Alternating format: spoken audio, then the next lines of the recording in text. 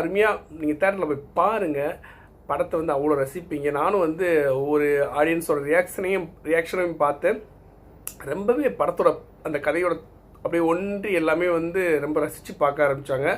படத்தில் வந்து வன்முறை காட்சிகள் அதிகம்தான், வெட்டு குத்து ரத்தம் அப்படின்னு சொல்லி வன்முறை காட்சிகள் அதிகமாக இருந்தாலும் இப்போ ரீசெண்டாக வந்து வெற்றி பெற்ற திரைப்படங்களான கருடன், மகாராஜா எல்லா திரைப்படத்துலையும் இந்த ஃபார்மேட்டில் தான் வந்துக்கிட்டு இருக்கு.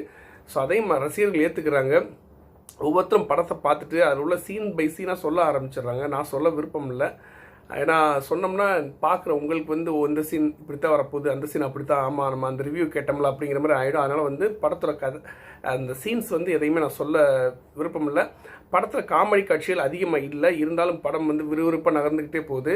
அப்படி காமெடி காட்சிகள் இருக்கணும்னா எதிர்பார்த்தீங்கன்னா வரலட்சுமி சரத்குமாருக்கும் எஸ்.ஏ. சூர்யாவுக்கும் சின்ன சின்ன கான்வர்சேஷன் வந்து ஒரு சின்ன